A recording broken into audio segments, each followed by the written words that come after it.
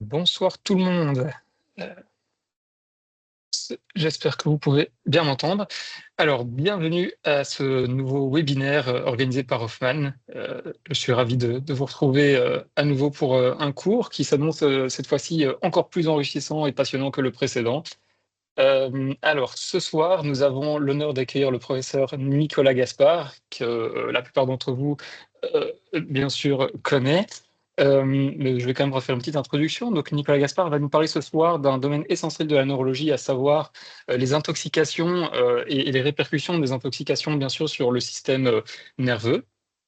Alors, Nicolas Gaspard est le chef de service de neurologie à l'hôpital Erasme, bien sûr, mais également un maître de stage qui joue du coup le rôle de formateur pour les futurs neurologues à l'ULB, où il est d'ailleurs le nouveau président du master de spécialisation.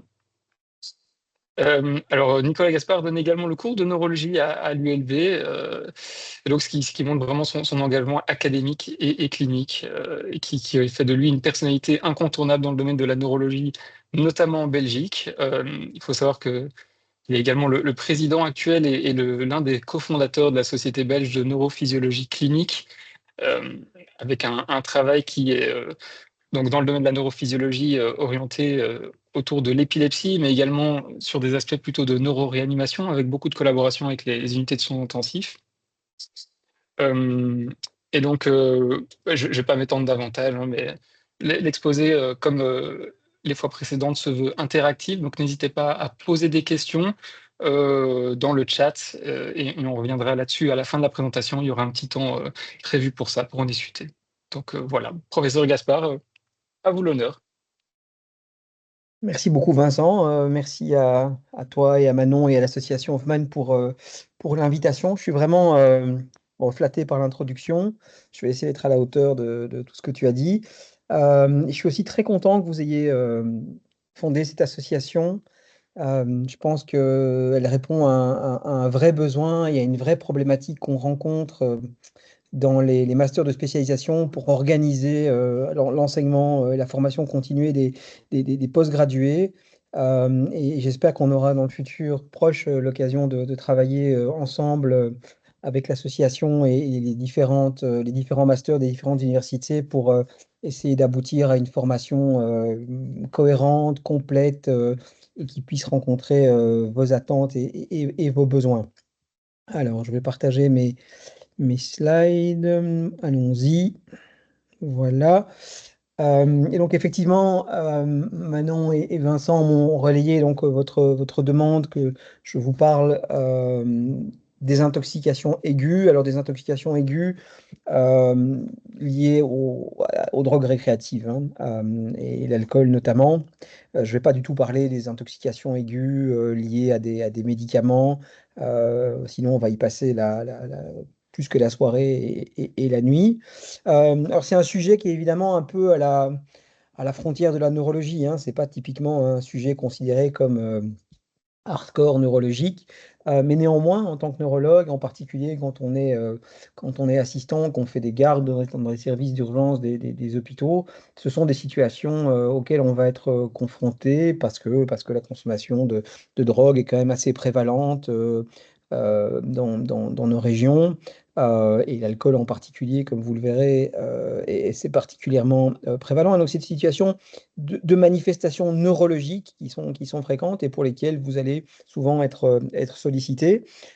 Et ce sont des tableaux cliniques qui sont pour certains assez simples, pour d'autres plus compliqués, avec des diagnostics différentiels parfois difficiles à poser, des choses un peu plus rares à ne pas oublier. Et donc on va essayer de resynthétiser tout ça dans l'heure à peu près qui vient. Comme l'a dit Vincent, n'hésitez pas à interrompre, à poser des questions, et puis on peut échanger à la fin de toute façon de l'exposé si vous avez des choses sur lesquelles vous voulez que je revienne. Alors on va commencer par l'alcool parce que c'est certainement la drogue récréative la plus fréquente dans nos contrées. Vous allez voir qu'un peu pour toutes les drogues dont on va parler, euh, la société est quand même très influencée, très marquée hein, par ces drogues et ce depuis très longtemps. Et l'alcool, c'est certainement quelque chose de très ancré dans nos sociétés qui ont influencé pas mal les artistes, les écrivains, les hommes politiques. Et donc, il y a toute une série de citations un peu drôles qui existent dans la littérature depuis longtemps, hein. Pline l'Ancien, dans le vin, il y a la vérité, hein, in vino veritas. L'alcool est l'anesthésie par laquelle on supporte l'opération de la vie. Ce que le whisky ne peut pas guérir, rien ne peut le guérir. Je bois pour rendre les gens plus intéressants, hein, ça c'est l'alcool social, Ernest Hemingway. Et puis probablement une de mes préférées, citation de Tom Waits, je préférerais avoir une bouteille en face de moi qu'une lobotomie frontale. Alors c'est plus drôle en anglais, I'd rather have a bottle in front of me than a frontal lobotomy. Et donc c'est clair que l'alcool a ce côté un peu sympathique, assez social, c'est festif, etc. En fait, c'est vraiment un problème de santé publique, hein. Et comme vous le voyez, en particulier en Europe, on verra que l'Europe, c'est sans doute la région du monde où on consomme le plus d'alcool. Vous voyez qu'il y a quand même pas mal de consommateurs qui sont des consommateurs fréquents et qui sont des consommateurs de grande quantité. Donc il y a à peu près un tiers de la population européenne qui consomme de l'alcool toutes les semaines plus de la moitié qui consomme de l'alcool au moins tous les mois. Alors contre-intuitivement, la consommation d'alcool augmente avec l'âge. Dans votre tranche d'âge, les 25-34, ben, vous voyez qu'il n'y a pas tellement de personnes qui consomment de l'alcool tous les jours, 2,6%. Par contre, quand on augmente avec la tranche d'âge, en particulier dans la population retraitée, ben, on arrive à 15-16% de consommateurs quotidiens, ce qui est évidemment énorme et au-delà de ce que l'Organisation mondiale de la santé considère comme une quantité raisonnable d'alcool. Les hommes, vous l'avez certainement remarqué, sont des plus grands consommateurs également que les femmes. Et donc la région européenne définie par l'OMS, c'est la région dans laquelle il y a le plus grand nombre de consommateurs et aussi le plus grand nombre de maladies et de décès directement liés à l'alcool, hein. Environ un décès sur 10 dans la région européenne est directement ou indirectement lié à la consommation d'alcool. Et quand on s'intéresse à la tranche d'âge 19-24, c'est un décès sur 4. Donc c'est quand même, bon, c'est évidemment, par exemple, les accidents de voitures mortels, hein. Mais donc effectivement, euh, c'est un vrai problème de santé publique. Alors l'alcool, c'est une molécule finalement assez intéressante sur le plan pharmacologique parce qu'il n'y a pas de récepteur en fait. Il n'y a pas de récepteur cellulaire à l'alcool, donc la molécule d'éthanol, elle agit ben, de différentes manières et on ne sait pas encore très bien notamment quels sont ces mécanismes d'action réels. On sait que ça potentialise la neurotransmission GABAergique, ça inhibe la neurotransmission glutamatergique. Donc forcément, on va avoir ce déséquilibre avec plus d'inhibition, moins d'excitation, qui explique toute une série des effets de l'intoxication aiguë à l'alcool. Et puis à côté de ça, je vais essayer d'enlever la petite fenêtre là pour pouvoir rentrer. Voilà. À côté de ça, ben, l'alcool, il est transformé en acétaldéhyde, hein. Ça, c'est ce qui est responsable de la gueule de bois le lendemain. C'est l'acétaldéhyde. Et cet aldéhyde, il est lui-même transformé en acétate. Et en fait, ces molécules acétaldéhyde et acétate sont toxiques pour les cellules de différentes manières, notamment par la formation de radicaux libres. Euh, et l'éthanol peut être également transformé en ester, en éthylester d'acide gras, pardon, et en phosphatidyld'éthanol qui eux-mêmes sont cytotoxiques. Donc il y a des effets pharmacologiques aigus et puis il y a des effets tissulaires, cellulaires à plus long terme qui expliquent eh ben, les différentes complications possibles de l'alcool. Sur le plan pharmacocinétique, c'est une cinétique dite d'ordre zéro, c'est-à-dire qu'en fait, quel que soit votre degré d'imprégnation éthylique, l'alcool va être éliminé de la même manière que vous ayez 0,1, 0,2, 0,5, 1, 2, 5 grammes d'alcool dans le sang. Ça va être toujours à la même vitesse. C'est une cinétique donc d'ordre zéro qui est linéaire. Évidemment, c'est dépendant de votre habitude de consommation parce que plus vous consommez, plus vous induisez vos endosomes et plus votre foie est capable de métaboliser l'alcool rapidement. Ça, c'est la liste de toutes les complications neurologiques liées à la consommation d'alcool. Alors, je vais me focaliser aujourd'hui sur des complications aiguës et je vais me focaliser sur les complications aiguës directes. Je vais évoquer quand même quelques complications indirectes, mais je ne vais pas parler du tout aujourd'hui des complications chroniques, mais enfin, il faut les connaître parce que les patients qui présentent des complications aiguës, bien souvent, ces complications aiguës, elles vont survenir sur un terrain sur lequel les complications chroniques sont déjà présentes, et donc c'est pas rare que le patient qui vient après une crise de sevrage, par exemple, hein, quand vous l'examinez, vous allez trouver des stigmates de dégénérescence cérébelleuse, de neuropathie éthylique, éventuellement de syndrome de Korsakoff. Et donc le tableau clinique du patient avec une complication neurologique aiguë liée à l'alcool, il peut être aussi rendu plus complexe par la présence de ces complications chroniques. Et donc, je vais parler aujourd'hui des effets de l'intoxication aiguë, de ce qu'on appelle les blackouts. On va parler évidemment du syndrome de sevrage et des complications épileptiques, c'est-à-dire les crises et les états de mal épileptiques de sevrage. Le délirium tremens, qui est évidemment très lié au sevrage lui-même. Et on va parler de quelques complications non directement liées à l'alcool, mais qui sont beaucoup plus fréquentes chez les patients éthyliques, notamment celles liées aux carences vitaminiques, comme l'encéphalopathie de Wernicke ou la neuropathie par carence en thiamine. Alors, l'intoxication éthylique aiguë, c'est ce qui se passe le plus fréquemment quand on consomme trop d'alcool. À nouveau, hein, on active les voies GABAergiques, on inhibe les voies glutamatergiques. C'est un effet donc dépressant sur le système nerveux central qui commence en fait, et c'est bien démontré, qui commence au niveau de la formation réticule ascendante, puis du cortex cérébral, et puis seulement des structures du tronc cérébral qui sont responsables des fonctions végétatives comme les centres respiratoires. Et donc, les effets de l'intoxication, ils sont proportionnels finalement au degré d'éthanolémie, avec d'abord des petits changements qu'on peut trouver sympathiques, hein, un petit peu d'euphorie, petite désinhibition, on a un peu envie de faire la fête. Et puis évidemment, avec des taux d'alcool plus élevés, on commence à observer des troubles de la conscience, une ataxie, un ralentissement des temps de réaction, et puis petit à petit, les formes les plus sévères avec le coma éthylique qui peut être fatal de manière indirecte, c'est-à-dire il y a par exemple bronchoinhalation et complications respiratoires, soit même carrément directe, puisque pour des intoxications très sévères, et ça se voit dans les cas de binge drinking, hein, des consommations extrêmement rapides de grandes quantités d'alcool qui font qu'à un moment donné, le taux d'alcool dans le sang au niveau cérébral explose et on peut avoir des arrêts respiratoires.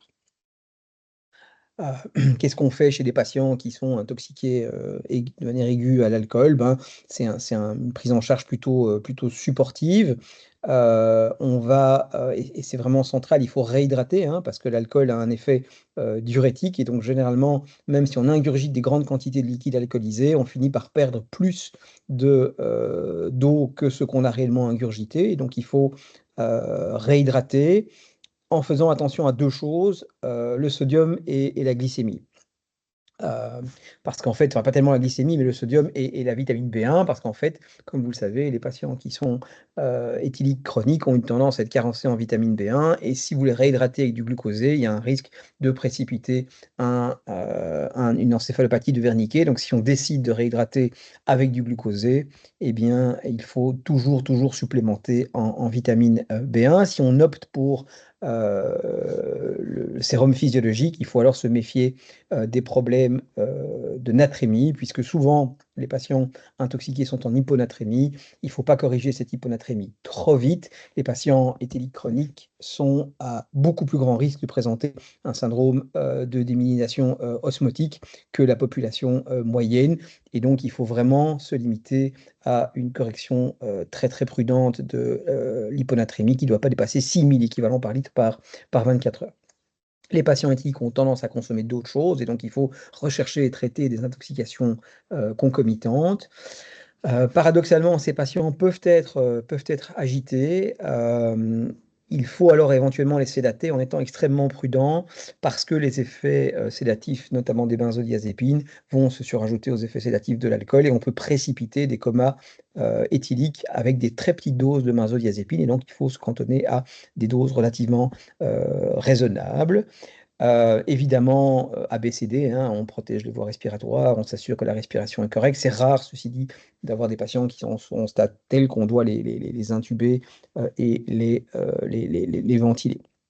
Il n'y a pas grand-chose qu'on puisse faire pour accélérer l'élimination de l'alcool, comme on peut le faire pour d'autres poisons. En fait, l'alcool, il est très rapidement, il traverse très rapidement l'estomac, il est très rapidement absorbé, et donc le lavage gastrique n'a pas beaucoup d'intérêt. Et le seul moyen finalement d'éliminer l'alcool, ce serait l'hémodialyse, mais c'est quelque chose qu'on fait quand même relativement rarement. Alors le tableau opposé à l'intoxication aiguë, c'est celui du sevrage. Le sevrage en alcool, c'est un tableau qui est extrêmement stéréotypé, à la fois par ses manifestations cliniques et par le tempo. Et qui, donc, sa présentation va dépendre du degré de sevrage, avec les formes les plus mineures, dont les premiers symptômes vont apparaître après quelques heures de l'arrêt de la consommation, vont culminer vers 24 heures et qui en 3 jours auront disparu. Les formes plus graves vont durer plus longtemps, parfois jusqu'à une semaine ou plus et peuvent s'accompagner de manifestations graves comme des crises d'épilepsie, comme ce fameux délirium tremens, comme des hallucinations. Hem et donc c'est aussi quelque chose qui est bien connu, hein, si on regarde la littérature, médicale et de santé publique, en particulier, de la fin du 19e et du début du 20e siècle, il y a eu de grandes campagnes d'information sur, les méfaits de l'alcool et donc là, on a le tableau dramatique du père de famille, qui est en plein, syndrome de sevrage, visiblement, halluciné et laissant sa famille, dans l'incertitude et l'inquiétude. Les manifestations du sevrage sont des manifestations finalement d'hyperexcitabilité cérébrale, hein. Il y a une forme d'agitation, d'insomnie, le patient ne tient pas en place. Il peut avoir des hallucinations, typiquement des hallucinations plutôt, visuelles. Il y a un tremblement, il y a des manifestations, autonomes, transpiration, tachycardie, hypertension, hyperthermie et bien entendu, des manifestations épileptiques sous forme de crise et plus rarement d'états de mal épileptiques, hein, ce qu'on appelle parfois les REM fits ou Monday fits. Donc REM fits, ça c'est quelque chose qui nous vient des îles Caraïbes et Monday fits, c'est quelque chose qui nous vient des pays scandinaves, puisque les Scandinaves ont cette tendance à ingurgiter beaucoup d'alcool fort pour faire la fête le samedi, particulièrement en été. Et donc évidemment, ils font leur crise de sevrage le lundi matin, d'où l'intitulé, le terme crise du lundi. Et le délirium tremens, c'est ce syndrome qui est défini par la triade délirium, hallucination, tremblement et manifestation autonome. Alors c'est une situation qui peut être la plupart des sevrages que vous allez voir vont être relativement modérés, mais c'est une situation qui peut être, extrêmement préoccupante, voire mortelle et certains patients vont être à risque de faire des sevrages très sévères. Personnes plus âgées et vous vous souvenez que, en Europe, c'est les plus grands consommateurs d'alcool, les plus de 65 ans. Le fait d'avoir des comorbidités médicales ou chirurgicales, le fait d'avoir déjà fait par le passé un syndrome de sevrage ou des crises de sevrage, le fait d'avoir une manifestation d'emblée, très sévère à la présentation à l'hôpital et vous verrez qu'il y a moyen de mesurer ça par des échelles, la présence d'une déshydratation, le fait d'avoir des, anomalies biologiques, hyponatrémie, hypokaliémie, anomalie des enzymes, hépatiques, anomalie, plaquettaire, donc tout ça signant évidemment une, consommation, chronique très élevée puisque, toxicité hépatique chronique. Le fait d'avoir des lésions structurales, au niveau, cérébral, notamment des séquelles de trauma crânien sur chute, par exemple et en fait tout ça est effectivement lié à, la durée d'exposition, la durée de l'éthylisme chronique et la sévérité et l'intensité avec laquelle le patient consomme, l'alcool. Et donc il y a cette échelle, qui est en fait, pas très couramment utilisé en Belgique, mais qui est très, très largement utilisé dans d'autres pays, notamment scandinaves et en Grande-Bretagne, et qui est en fait une échelle qui permet de mesurer la sévérité du sevrage en fonction de la présence de toute une série de symptômes et de leur intensité, donc nausées, vomissements, les tremblements, l'hypersudation, l'anxiété, l'agitation, les hallucinations tactiles, auditives, visuelles, la présence de céphalée et le degré d'encéphalopathie. Et donc cette échelle contient 10 sous-échelles qui vont de 0 à 7. Et donc l'échelle elle-même va de 0 à 70. Et on définit différents stades, différents degrés de gravité du sevrage, léger, modéré, sévère, en fonction du score sur cette échelle SIWAR. Alors, quand on est face à un syndrome de sevrage, première chose à faire, donc, c'est en évaluer la sévérité pour prédire en fait le risque de sevrage sévère, puisque le sevrage sévère, il va devoir être géré en intra-hospitalier, là où les formes les plus légères peuvent être gérées en ambulatoire. À nouveau, on s'intéresse aux comorbidités biologiques aiguës, hyponatrémie, hypocalémie, hypomagnésémie. On va réhydrater le patient. Même recommandation de prudence sur la vitesse de correction de l'hyponatrémie. Même recommandation de prudence par rapport à l'utilisation du glucosé avec une supplémentation concomitante en vitamine B1. Et puis, on va évidemment traiter le sevrage lui-même et l'état d'hyperexcitation, d'hyperexcitabilité cérébrale, c'est-à-dire d'hyperactivité glutamatergique, hypoactivité GABAergique, en donnant des benzodiazépines. Alors, il y a deux manières de faire les choses. Soit on donne des doses fixes, soit on instaure un traitement graduel en fonction de la sévérité des symptômes. Et c'est cette approche-là qui est préférée aujourd'hui. Et je vais vous montrer un schéma dans un instant. Bien entendu, on va toujours donner de la thiamine. La prévention des crises de sevrage, elle ne nécessite pas d'instaurer un traitement antiépileptique spécifique. La prévention en fait, va être obtenue en administrant les benzodiazépines. Et par contre, si on est face à un état de mal épileptique, là, il va falloir le prendre en charge comme tout état de mal épileptique, selon les recommandations de l'état de mal épileptique. Alors, on a le choix entre différentes benzodiazépines. En général, on va préférer le diazépam. Pourquoi? Parce qu'il a un long temps de demi-vie et donc le sevrage en benzodiazépine va se faire de manière plus progressive, plus naturelle et avec moins de symptômes que si on utilise d'autres benzodiazépines comme le lorazépam ou le midazolam. Alors, quand on prend en charge, en fait, on commence par administrer du diazépam intraveineux en dose progressive, hein. Et donc, vous voyez qu'il y a une échelle croissante, 10 mg. Si le patient reste symptomatique, on remet 10 mg. S'il est toujours symptomatique, on passe à 20 mg, etc. Donc, on peut titrer assez rapidement et jusqu'à un total d'environ 200 mg. Alors, soit cette stratégie fonctionne et on admet le patient finalement, on l'hospitalise et on poursuit un schéma de benzodiazépine en fonction de la sévérité des symptômes, soit c'est pas suffisant. Et là, effectivement, la recommandation dans ces formes très très sévères, c'est qu'il faut mettre le patient en réanimation, ou soit on utilise du phénobarbital IV, soit on met même parfois de temps en temps un sédaté avec le propofol. Alors, ces patients qui se présentent avec des symptômes d'intoxication, de sevrage éthylique, souvent on a une histoire, on sait qu'ils sont éthyliques. De toute façon, le dosage sanguin ne va pas permettre le doute. Et donc, on va avoir tendance à aller très vite au diagnostic.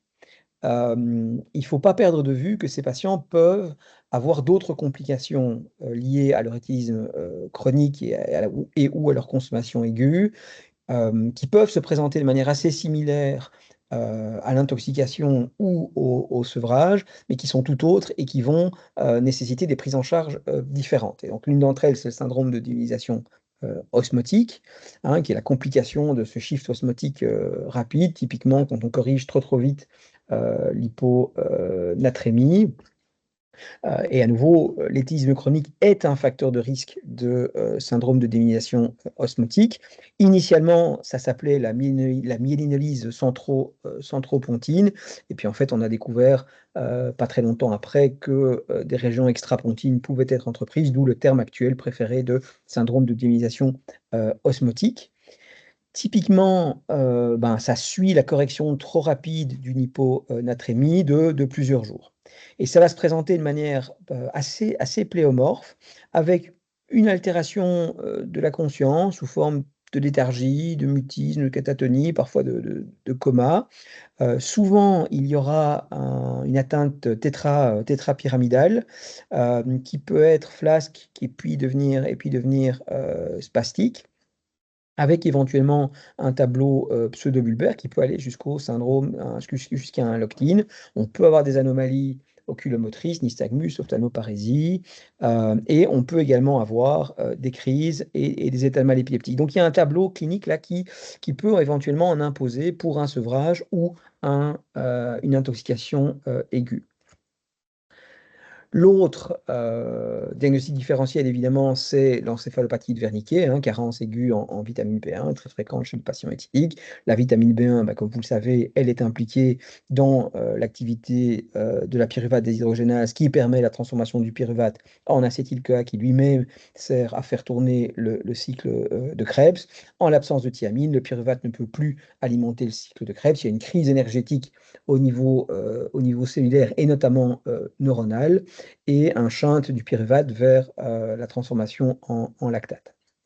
La triade de l'encéphalopathie de Wernicke, c'est altération de la conscience, parfois jusqu'au coma, et ataxie et tableau oculomoteur sous forme d'ophtalmoparésie ou de nystagmus. On peut voir d'autres choses.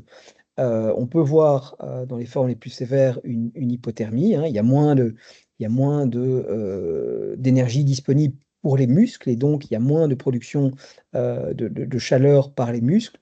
On peut avoir nausées, vomissements. Ces patients peuvent déjà avoir des signes de syndrome de Korsakoff, hein, d'amnésie antérograde au moment où ils développent leur tableau de Wernicke. Et alors, on peut avoir des atteintes périphériques et éventuellement cardiaques, hein. Ça, c'est les deux formes différentes de beriberi, qui est la forme malnutritive de carence en vitamine B1, qui n'est pas spécialement liée à l'alcool, qu'on rencontre dans les pays en voie de développement, par exemple, où la dénutrition est fréquente, avec des tableaux de décompensation cardiaque qui peuvent être sévères. Alors, c'est un tableau clinique qui est une urgence absolue, parce qu'on peut mourir, hein, dans céphalopathie de Wernicke. C'est plutôt rare, mais ça arrive, et c'est vraiment tout à fait évitable, à condition qu'on administre rapidement de grandes quantités de vitamine B1. Donc les recommandations actuelles, c'est 500 mg de vitamine B1 3 fois par jour pendant quelques jours. Donc c'est pas juste 100 mg de vitamine B1 ou un comprimé de Bfact, c'est des très grandes doses de vitamine B1. Il faut juste faire attention que l'excipient de la vitamine B1 est potentiellement allergisant, et donc quand on fait couler la vitamine B1 dans le Baxter, il faut que ça coule lentement. Une demi-heure, une heure. Ça ne sert à rien d'aller plus vite, et on minimise le risque d'allergie, allergie qui peut aller jusqu'au choc anaphylactique. Ça, c'est l'exemple, des exemples d'IRM, hein, qu'on demande parfois pour conforter le diagnostic, même si souvent le diagnostic clinique est assez évident. Et donc, ce sont ces hypersignaux en séquence FLAIR T2 dans les régions paramédianes du mésencéphale, hein, autour de l'aqueduc du Sylvius, au niveau des colliculus supérieurs, les corps mammillaires, les régions périventriculaires au niveau de l'hypothalamus, les régions thalamiques médianes, le fornix. C'est un tableau radiologique qui n'est pas toujours présent, mais quand il est présent, il est assez pathognomonique. L'autre carence qu'on peut voir chez les patients éthyliques chroniques, c'est le déficit en vitamine B3, niacine, hein, PP. Pourquoi PP? Parce que protecteur contre la pélagre, hein. C'est pour ça que la vitamine B3 s'appelle aussi PP. Et effectivement, la pélagre, c'est la complication de cette carence vitaminique qui est responsable d'un syndrome, d'une triade D3D, hein. Il y a une entéropathie qui va donner de la diarrhée, il y a une atteinte cutanée sous forme d'érythème, essentiellement dans les régions exposées à la lumière. Donc érythème, éventuellement des vésicules qui vont aller jusqu'à une hyperkératose et hyperpigmentation. Et le troisième D, c'est celui de dementia pour une encéphalopathie subaiguë, avec là aussi un tableau d'état confusionnel, de léthargie qui peut éventuellement passer en imposer pour une intoxication ou un sevrage en alcool. Et donc il faut y penser parce que là aussi, ça peut être létal. Et là aussi, comme la carence en B1, ben, c'est tout à fait traitable facilement par quelque chose qui est quand même extrêmement bon marché. C'est la nicotinamide par voie orale. Et là, il ne faut pas hésiter non plus à donner des bonnes doses, 300 mg par jour en 3 doses pendant quelques semaines, le temps de refaire les stocks. Un autre tableau clinique qu'on rencontre pas fréquemment, hein, c'est plutôt rare. Je pense que j'ai dû en voir 4 ou 5 dans ma carrière jusqu'à présent. Tableau clinique qui n'est pas encore bien compris sur le plan du mécanisme physiopathologique, mais qui a une histoire assez stéréotypée. Donc, c'est ce qu'on appelle le tableau d'encéphalopathie subaiguë avec crise chez les patients éthyliques chroniques, hein. En anglo-saxon, subacute encephalopathy with seizures in alcoholics, c'est ça. Donc c'est chouette parce que c'est un diagnostic que vous pouvez dire: «Ah, c'est ça». Hem, donc c'est un tableau comme son nom l'indique qui associe une encéphalopathie subaiguë, c'est-à-dire un état confusionnel, qui va s'installer sur quelques jours avec des crises focale motrice, focale avec altération de la conscience, éventuellement des bilatéralisations, vers des crises tonico-cloniques. Des déficits neurologiques transitoires qui sont probablement post-ictaux, et tout ça survient chez des patients qui sont connus pour être des éthyliques chroniques, mais ça n'est absolument pas lié temporellement ni à l'intoxication ni au sevrage, et ça survient même parfois chez des patients qui sont abstinents depuis des mois, voire des années. Et donc c'est là où voilà, on sait que ça survient chez des éthyliques, mais le lien, la physiopathologie est pas claire du tout. Il y a souvent un électroencéphalogramme extrêmement parlant, avec des décharges épileptiques focales, des décharges latéralisées périodiques, des crises électrographiques, des états de mal épileptiques, et des IRM qui vont montrer une imagerie qui va montrer des anomalies périictales, là aussi souvent florides, des hypersignaux-diffusion T2 flares, et éventuellement hyperperfusion, hypermétabolisme. Comme on ne sait pas très bien pourquoi ça se produit, on ne sait pas très bien comment le traiter, si ce n'est au moins prendre en charge correctement les aspects épileptiques qui, à nouveau, peuvent être électrographiques.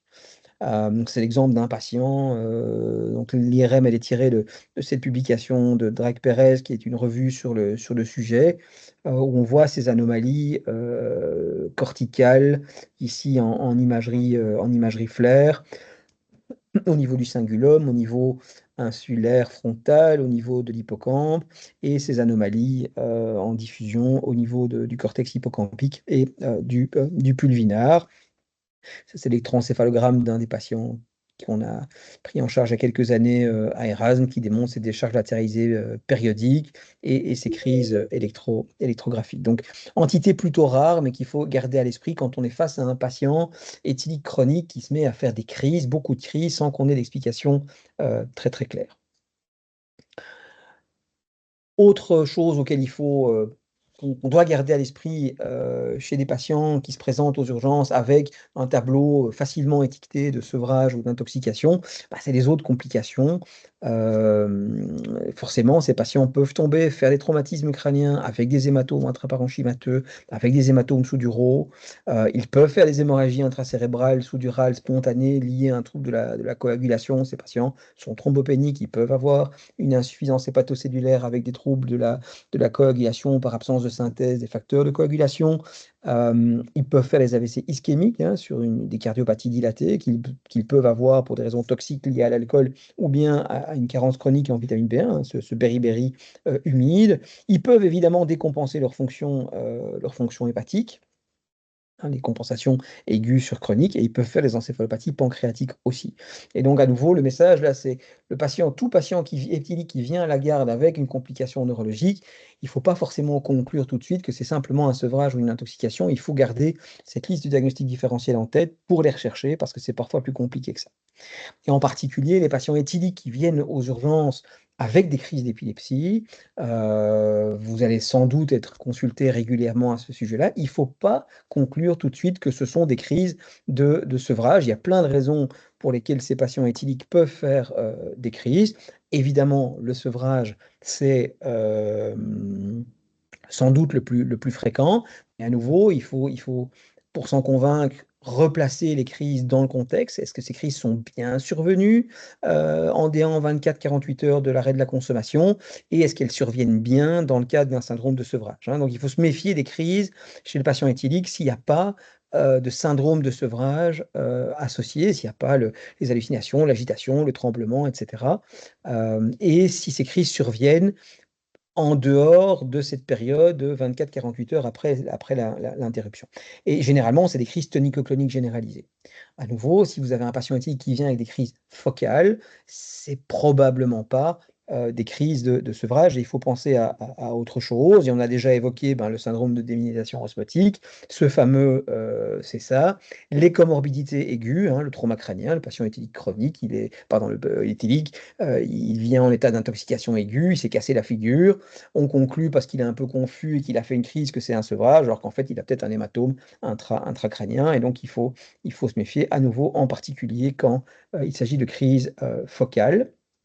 Et puis finalement, euh, il est possible aussi que ces patients aient une épilepsie, par exemple une épilepsie généralisée idiopathique, mais dont les crises peuvent être précipitées par la consommation d'alcool, hein. Vous le savez, les patients éthyliques chroniques, épileptiques pardon, chroniques, on leur recommande d'avoir une consommation d'alcool extrêmement modérée, parce qu'on sait que la consommation d'alcool chez des patients épileptiques chroniques peut précipiter la survenue de crises. Et donc ça peut arriver à la fois chez les patients qui ont des épilepsies focales, hein. Les patients éthyliques chroniques, à force de se casser la figure, il peut développer une épilepsie focale post-traumatique, par exemple, hein. Et donc, à nouveau, crise focale chez un patient éthylique chronique, il ne faut pas forcément en conclure que c'est d'office une crise liée au sevrage. C'est peut-être une manifestation d'une épilepsie post-traumatique sous-jacente. Et alors, parfois, on a des patients qui ont une épilepsie généralisée idiopathique, et dont la première crise survient après une grande consommation d'alcool, hein. L'histoire classique, c'est celle de l'étudiant à l'UNIF qui va à sa première guindaille, qui a jamais présenté de crise jusqu'alors, et puis il sort, il dort pas beaucoup, il boit un peu trop d'alcool, et boum, le lendemain, il fait une crise tonico-clonique généralisée. On se dit, c'est le sevrage en alcool. Eh ben, c'est peut-être pas le cas, il a peut-être effectivement une épilepsie généralisée idiopathique. D'ailleurs, si vous lisez un peu la littérature sur les anomalies que l'on rencontre à l'EEG chez les patients qui font des crises de sevrage, on décrit toujours un petit pourcentage de patients chez qui les EEG démontrent des anomalies épileptiques généralisées ou focales. Et la conclusion dans certains livres, c'est: ah, mais c'est parce que l'alcool a un effet, parce que le sevrage a un effet excitateur, et donc irrite un petit peu le cerveau, et c'est pour ça qu'on voit des anomalies épileptiques. Je pense que c'est pas vrai. Je pense qu'en fait, ce qui se passe, c'est que certaines de ces crises étiquetées de sevrage, en fait, sont des crises qui surviennent chez des patients qui ont une vraie épilepsie, et qui ont donc des anomalies épileptiques sous-jacentes à l'EEG. Donc, on doit se méfier des crises focales, des états de mal épileptiques et des crises en l'absence de symptômes clairs de sevrage, parce que toutes les crises chez les patients éthyliques ne sont pas des crises de sevrage. De la même manière, toutes les altérations de la conscience chez les patients éthyliques ne sont pas liées à l'intoxication ou au sevrage. Et à nouveau, on a parlé de la plupart de ces diagnostics différentiels qu'il faut garder à l'esprit, et qu'il ne faut pas hésiter à rechercher éventuellement agressivement par imagerie cérébrale si on pense que l'histoire n'est pas aussi simple qu'une intoxication ou un sevrage. Très, très rapidement, l'alcool peut aussi donner des complications neuromusculaires aiguës, La plus classique étant vraisemblablement cette fameuse paralysie du samedi soir, hein, la paralysie du nerf radial, parce que le patient s'est endormi dans une mauvaise position et donc il a une neuropathie compressive du nerf radial. Ça peut arriver avec d'autres nerfs périphériques. Et puis on décrit des complications soit de type neuropathique aigu, qui peuvent ressembler à des Guillain-Barré, y compris sur le plan électrophysiologique, hein. On décrit les anomalies type déminisantes parfois dans cette entité de neuropathie aiguë sur carence en thiamine. Et alors on peut avoir des myopathies aiguës nécrosantes sur des grandes consommations d'alcool, mais c'est heureusement plutôt rare. Ça, c'était pour l'alcool. Je ne sais pas si vous avez peut-être des questions sur l'alcool avant qu'on parle des autres drogues récréatives. Sinon, on peut discuter après à la fin, hein, mais comme ça, c'est une bonne transition là. Je ne vois pas de questions pour l'instant dans le chat, en tout cas. Ah si, Ok, une question vient ouais. d'apparaître de la part de Nicolas Lambert. Comment faites-vous la différence entre une encéphalite auto-immune et un César? Eh ben, c'est une excellente question et en fait, c'est possiblement une des hypothèses que ces césars soient en fait des manifestations auto-immunes ou auto-inflammatoires. Et il y a une littérature sur le fait que l'éthylisme chronique prédispose à des maladies auto-immunes. C'est bien décrit notamment au niveau des maladies inflammatoires du tube digestif. C'est bien décrit aussi au niveau des maladies auto-immunes hépatiques. Alors évidemment, vous allez me dire, oui, mais enfin, l'éthylisme chronique, c'est pas bon pour le foie non plus, mais c'est clairement l'incidence des hépatites auto-immunes est plus élevée chez les patients éthyliques que dans la population moyenne. Et donc, il est possible en fait que ces patients éthyliques soient à risque de faire plus aussi d'encéphalopathie auto-immune. Comment est-ce qu'on fait la différence? Ben, dans le bilan de ces possibles CSA, outre l'imagerie, je pense qu'il ne faut pas hésiter à faire une ponction lombaire, il ne faut pas hésiter à aller chercher les auto-anticorps sur le sérum et sur le LCR. Sinon, sur le plan de des manifestations cliniques, effectivement, hein, quand on réfléchit à la triade de l'encéphalite limbique, altération des fonctions cognitives, en particulier mnésiques et exécutives, troubles du comportement et crise d'épilepsie. C'est clair que les patients qui rentrent dans ce cadre nosologique CESA cochent les cases de l'encéphalite limbique. Et donc, le diagnostic cliniquement différentiel et cliniquement est difficile à faire. Et donc, il ne faut pas hésiter à aller traquer ces auto-anticorps et à faire une ponction lombaire.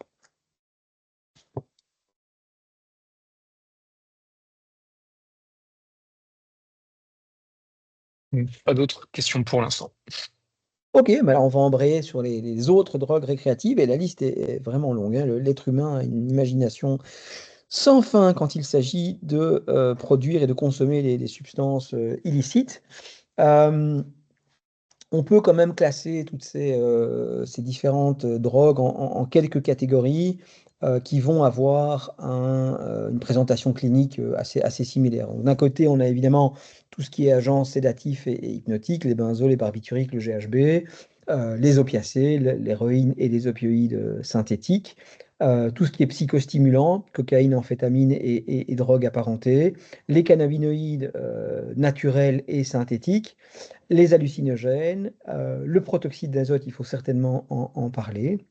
Dans tous les cas, un peu comme pour l'alcool, il faut pas résumer les choses en se disant que toutes les complications sont liées simplement à la consommation ou au sevrage en ces drogues.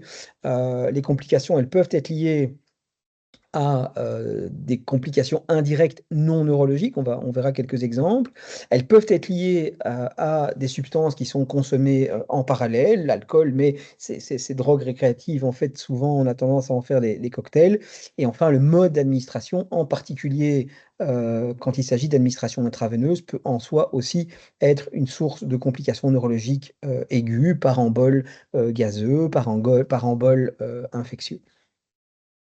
Alors, les sédatifs, ben, pendant très très longtemps, c'était considéré comme super, hein, les sédatifs.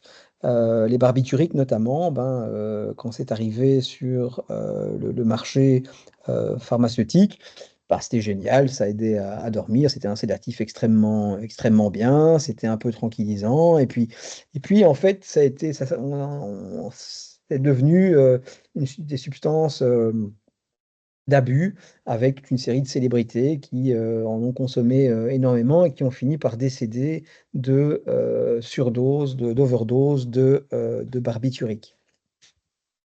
Les benzodiazépines, les barbituriques, ben, comme vous le savez, c'est des modulateurs allostériques des récepteurs GABA-A.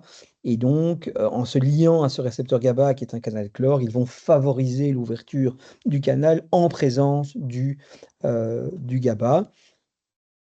Et donc, à concentration identique de GABA dans la fente synaptique, la présence de benzodiazépine ou barbiturique va augmenter la probabilité d'ouverture du canal et l'amplitude du courant postsynaptique inhibiteur.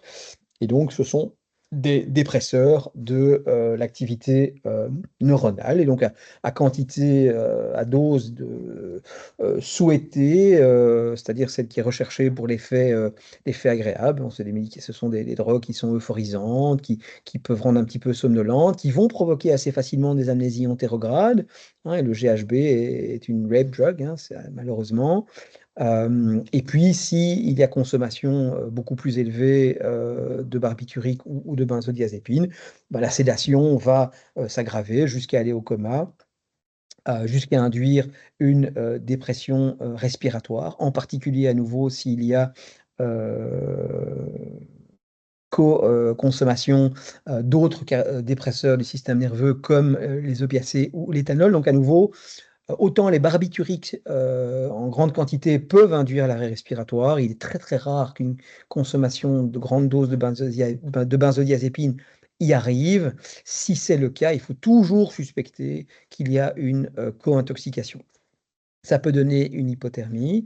Ça donne des patterns assez spécifiques à l'EEG, en tout cas à des doses modérées, intermédiaires, puisque ça va donner à la fois un enrichissement en activité lente delta et en même temps en activité rapide alpha, ce qui est un peu paradoxal. Et donc, l'EEG est parfois un bon moyen de poser un diagnostic d'intoxication aux benzodiazépines ou barbituriques, puisque ce pattern paradoxal alpha-delta est assez spécifique. La prise en charge est essentiellement supportive, ABCD. On va essentiellement se focaliser sur les voies respiratoires pour éviter les complications de broncho-inhalation et l'hypoxie. C'est très rare que ces patients aient besoin d'un support circulatoire. Et bien entendu, il y a des antidotes, en particulier le flumazénil, qui peut être administré. Les recommandations, c'est 0,25 mg, qu'on répète toutes les minutes jusqu'à 2 mg. Généralement, à cette dose, si c'est bien une intoxication aux benzodiazépines, eh bien, on va avoir une réponse clinique. Et si c'est le cas, alors on va continuer à répéter ces bolus ou bien administrer de manière IV continue jusqu'à résolution de l'intoxication. Un peu comme l'alcool, ben, l'arrêt des benzodiazépines peut provoquer un syndrome de sevrage. Ce sevrage, il est d'autant plus rapide à se présenter et d'autant plus sévère qu'il s'agit de consommation de benzodiazépines à courte durée d'action, là où les benzodiazépines à plus long temps de demi-vie vont donner des sévrages plus lents à s'installer et moins sévères. À nouveau, c'est pour ça qu'on préfère le diazépam chez les patients qu'on traite pour un sevrage en éthanol. La symptomatologie n'est pas très différente de celle du sevrage en alcool. Tremblement, hallucination, confusion, ça peut mener à un délirium tremens, ça peut aussi donner des crises d'épilepsie et des états de mal épileptiques. Le traitement, ben, ça va être le même que le traitement du sevrage en alcool, puisqu'en fait, on va là aussi débuter des benzodiazépines, typiquement du diazépam, jusqu'à maîtriser les symptômes, et puis on reprendra un sevrage très très très lent. Et donc ce sevrage très lent, c'est aussi le meilleur moyen d'éviter le sevrage, le syndrome de sevrage, chez les patients qui prennent des benzodiazépines de manière chronique et chez qui on a envie d'arrêter ces benzodiazépines. Et donc la recommandation, c'est de diminuer la dose initiale très progressivement de -5, -25% toutes les 1 à 4 semaines. Donc il faut vraiment y aller très très lentement si on veut éviter les syndromes de sevrage. Ça, c'est un tableau qui vous donne l'équivalence des différentes benzodiazépines. Si vous voulez entamer un sevrage chez quelqu'un qui prend des benzodiazépines de manière chronique, si vous voulez connaître la dose de diazépam équivalente qu'il faut donner. Alors, il y a un piège diagnostique parfois à garder à l'esprit chez des patients qui sont en état confusionnel avec une petite altération de la conscience où on se dit tiens c'est sans doute un sevrage en benzodiazépine, hein, la patiente un peu âgée qu'on retrouve confuse à la maison et sur la table de nuit il y a une boîte vide de l'endormin ou d'une autre benzodiazépine prescrite à des fins de sédation, de somnifère. On peut parfois, il peut parfois se produire ce qu'on appelle des états de mal épileptiques absence à début tardif, de novo, qui sont en fait des manifestations d'épilepsie généralisée idiopathique, hein. Cet électroencéphalogramme, il démontre cet état de mal absence avec ses pointontes à 3-4 Hz, ses polypointontes à 3-4 Hz, qui est typiquement l'électroencéphalogramme d'un état de mal et absence d'un patient avec une épilepsie généralisée idiopathique, et qui, dans ce cas-là spécifique, a été provoqué par le sevrage en benzodiazépine. Donc un peu comme le sevrage en alcool peut déclencher des crises focales, des crises généralisées chez des patients qui ont une épilepsie qu'éventuellement ils méconnaissent, eh bien l'arrêt d'un traitement sédatif par benzodiazépine peut démasquer une épilepsie généralisée idiopathique chez la personne âgée, épilepsie généralisée idiopathique qui ne s'est peut-être jamais manifestée jusque-là, c'est-à-dire qu'à 75 ans, la patiente n'a jamais eu de crise d'épilepsie, ou bien qui s'est manifestée transitoirement pendant l'adolescence, l'âge jeune adulte, quelques crises tonico-cloniques généralisées, puis plus rien pendant 40, 50, 60 ans. Et passé l'âge de 70 ans, à la faveur d'un sevrage en benzodiazépine, hop, apparition d'un état de mal, absence de la personne âgée. Donc là aussi, les confusions un peu prolongées dans le cadre de sevrage en benzodiazépine, ne pas hésiter à faire un électroencéphalogramme. Les opiacés, eh ben, les opiacés, là aussi, hein, ça existe dans la société depuis très très très très très très longtemps, utilisé à toute une série de fins, notamment pour faire dormir les bambins qui faisaient un petit peu trop de bruit, et pour d'autres choses. Il existe des opiacés un peu naturels, évidemment, dérivés du pavot, et puis il y a toute une série d'opiacés de synthèse, et c'est ça évidemment la grande épidémie dramatique pour le moment, qui vont être responsables d'intoxication aiguë, malheureusement très souvent mortelle.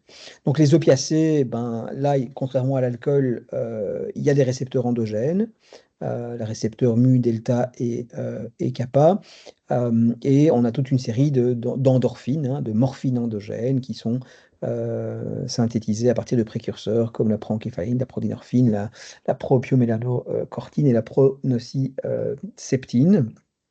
Et donc ces opiacés, ben, ils ont essentiellement un effet, comme vous le savez, plutôt de modulation de la douleur et d'analgésie. À petite dose, les effets recherchés, ben, c'est à nouveau l'euphorie, éventuellement l'analgésie évidemment. Ça peut donner quand même, y compris à ces petites doses-là, des symptômes désagréables, nausées, constipation, transpiration, prurite.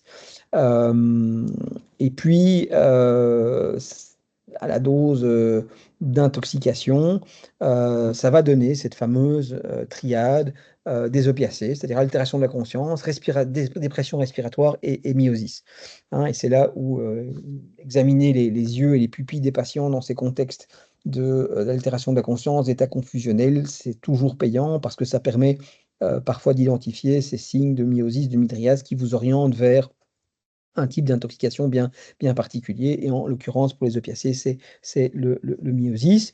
On peut avoir d'autres symptomatologies, y compris myoclonie, crise d'épilepsie, mais ces effets-là ne sont pas liés, en fait, à l'effet morphinique, à l'effet sur les récepteurs aux opiacés. C'est plutôt lié à des effets additionnels que certains opiacés ont sur les voies sérotoninergiques et cholinergiques.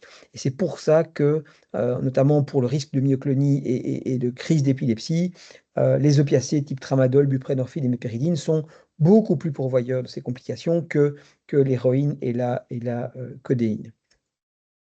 Le traitement de l'intoxication aux opiacés, à nouveau, c'est essentiellement supportif, en particulier sur le plan respiratoire, puisque la dépression respiratoire est fréquente. Et il existe là aussi des antidotes comme la naloxone qu'on peut utiliser pour confirmer le diagnostic et éventuellement pour accélérer la récupération. Le sevrage en opiacés, il existe. Il est généralement pas grave sur le plan médical. Il est très désagréable, et le sentiment de manque, en fait, est très, très fort, et il est hors de proportion par rapport à la symptomatologie clinique. C'est-à-dire que c'est vraiment, il y a une composante psychique au sevrage qui est très, très, très à l'avant-plan. Les patients qui consomment des opiacés de manière régulière sont à plus haut risque de développer des accidents vasculaires cérébraux, euh, à la fois ischémiques et hémorragiques. Et c'est particulièrement les cas pour les consommateurs d'héroïne intraveineux, avec différents mécanismes possibles.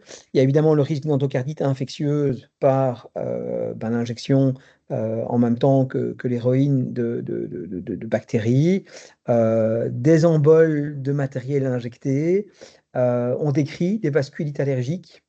Il peut y avoir des néphropathies sur consommation chronique d'héroïne qui vont donner de l'hypertension et des accidents vasculaires. Et alors, dans certains cas d'intoxication aiguë à l'héroïne, il peut y avoir un choc circulatoire qui va entraîner des ischémies assez spécifiques de la moelle épinière. Et donc, on peut avoir des patients consommateurs d'héroïne qui vont développer une paraparésie, une paraplégie, et il ne faut pas oublier ce syndrome d'ischémie de la moelle. Une complication qui existait avant, qu'on voit plus tellement, qu'on appelait poétiquement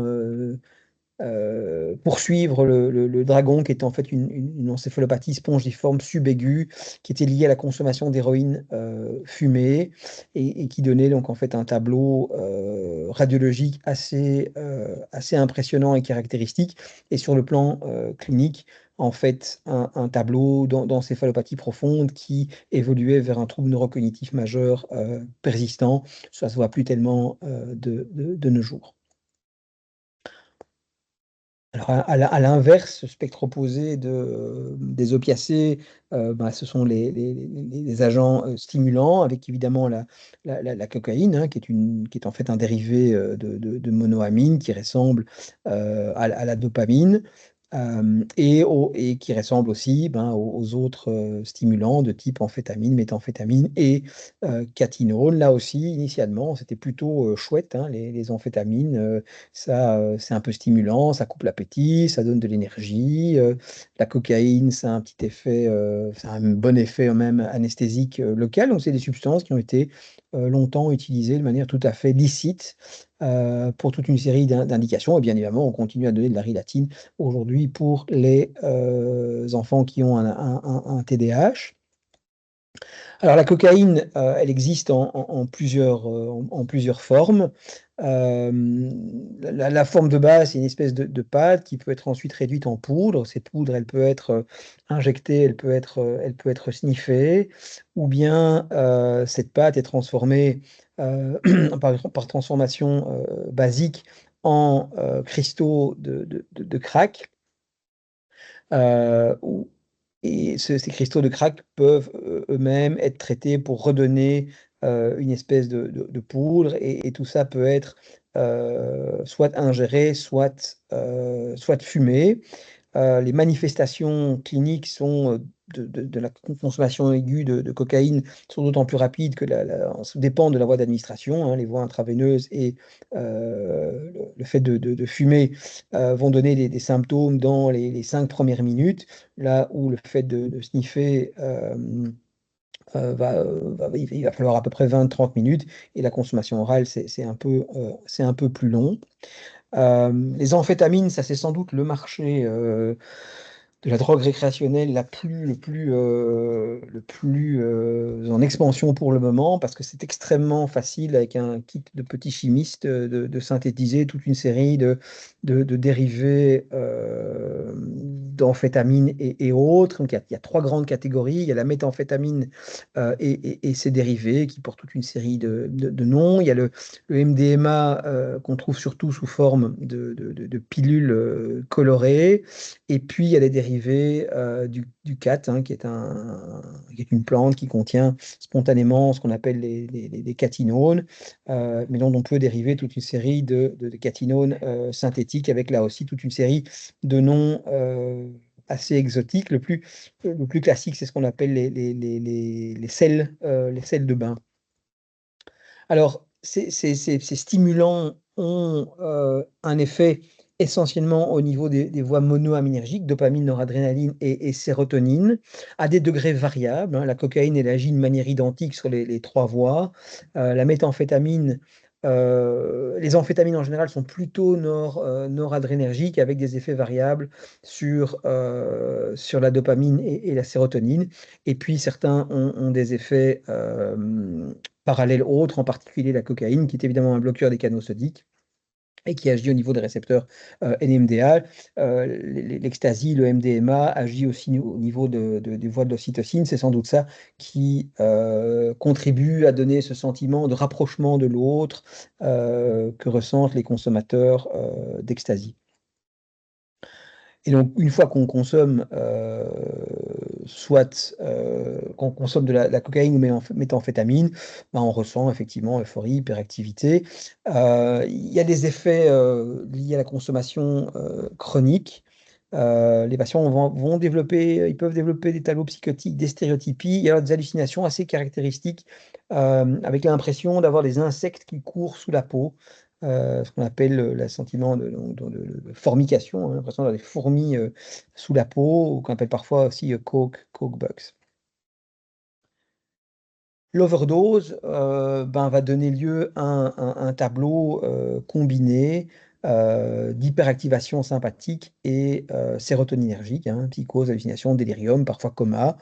À l'inverse des opiacés, on sera plutôt une mydriase, et on retrouvera des tableaux hyperadrénergiques, transpiration, tachycardie, crise hypertensive, avec retentissement au niveau cardiaque, hein, cardiopathie de stress, arythmie, éventuellement un farcissement myocardique, choc. Ça peut aller jusqu'à l'hyperthermie maligne, avec rhabdomyolyse, myoglobinurie, et ça peut éventuellement donner myoclonie et crise d'épilepsie, mais ça, c'est surtout pour la cocaïne, en fait, en raison de ses effets autres que adrénergiques et dopaminergiques.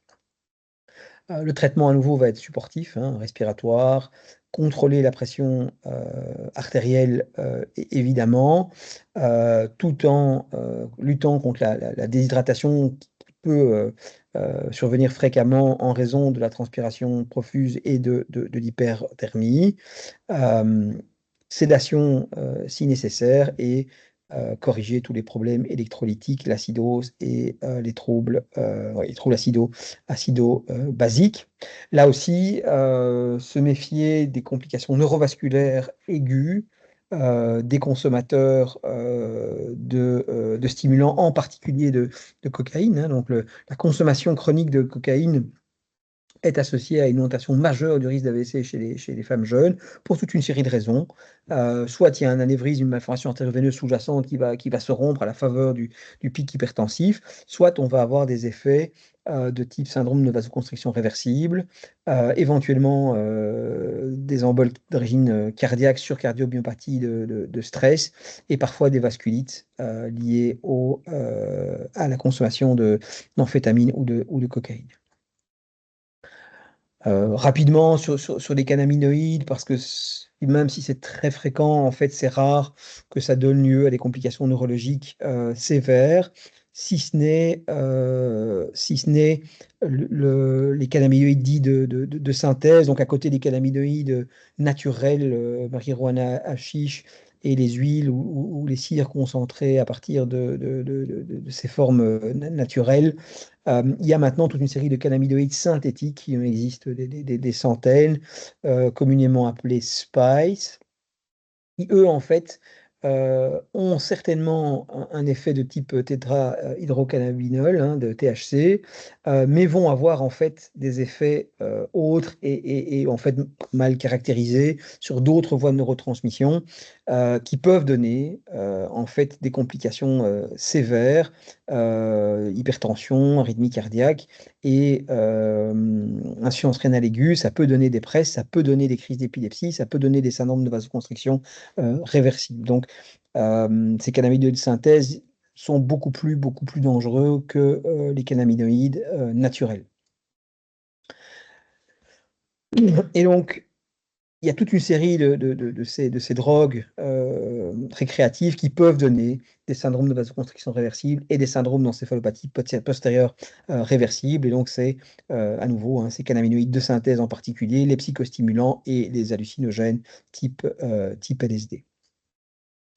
Alors, je vais terminer en parlant rapidement du protoxyde d'azote, parce que même s'il donne rarement des complications aiguës, neurologiques aiguës, sa consommation, je trouve, est en pleine explosion. Pour l'instant, il y avait eu un pic pendant la pandémie de Covid, puis ça s'était passé un petit peu. Et puis là, je trouve qu'au cours des dernières semaines, mois, on a une incidence d'hospitalisation pour des complications liées au protoxyde d'azote qui est en pleine augmentation. Donc là aussi, hein, initialement, c'était drôle, hein, le protoxyde d'azote. Fin du 19e siècle, en Angleterre, les gens organisaient des fêtes du fou rire, hein, puisque c'est l'autre nom du protoxyde d'azote, c'est le gaz du fou rire.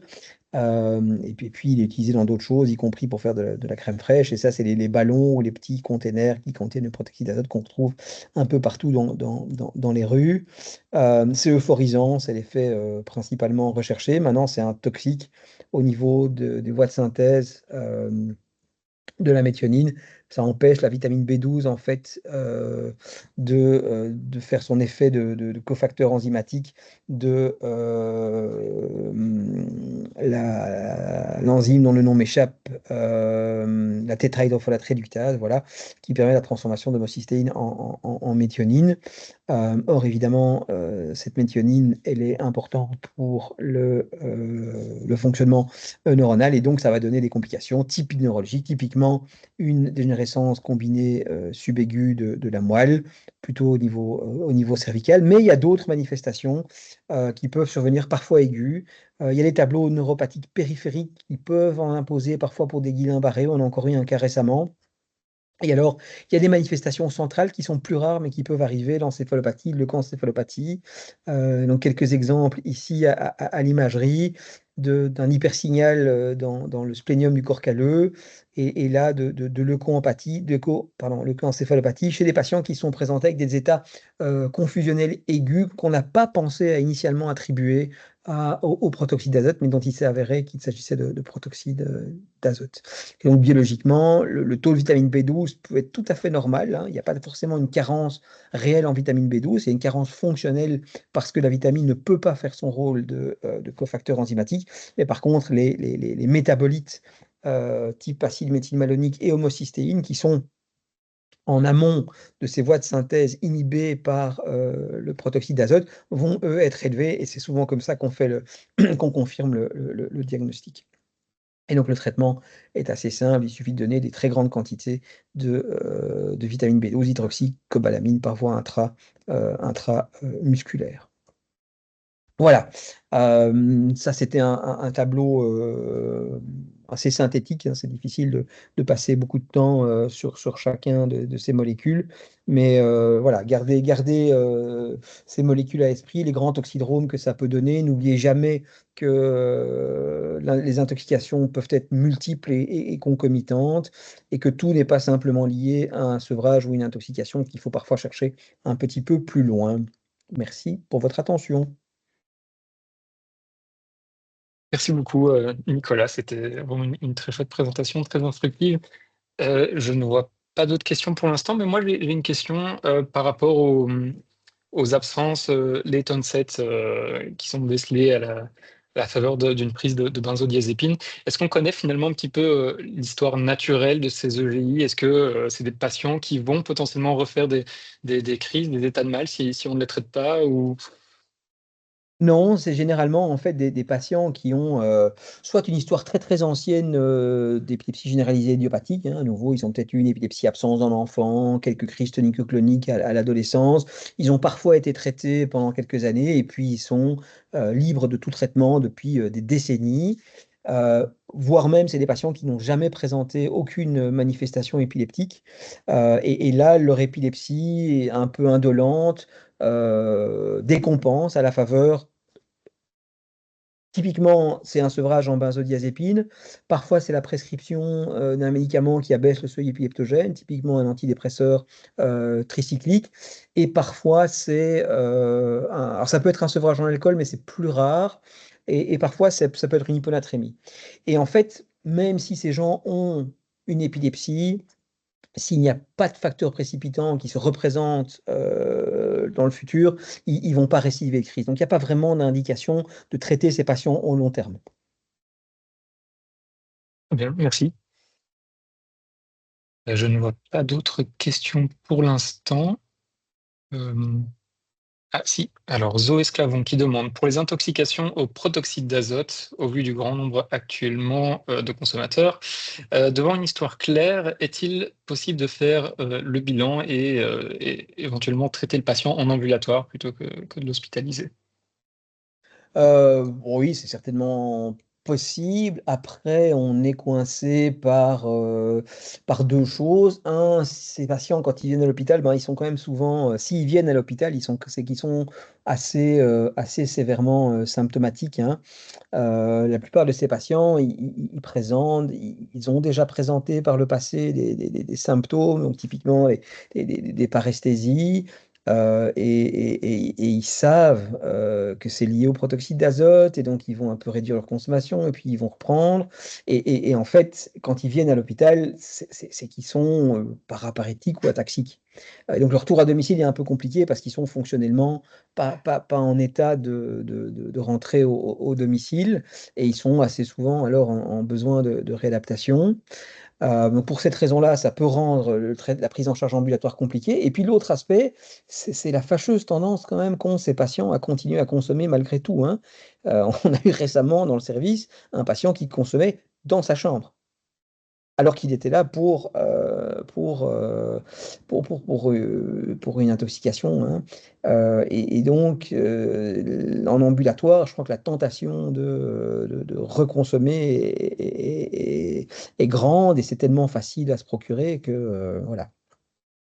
Et oui, effectivement, comme tu le dis, Zoé, il y a des patients qui savent maintenant, hein, que c'est lié à une carence en B12 et donc qui, en consommant, leur protoxyde d'azote, vont aussi prendre de la B12, pensant qu'ils vont se protéger, de tous les méfaits du protoxyde d'azote, mais c'est pas vrai parce qu'il y a aussi la voie de l'acide folique qui est perturbée et donc ces patients peuvent présenter des complications, plutôt de type neuropathique périphérique que myéloneuropathie, que de sclérose combinée, mais qui est liée à la carence en acide folique.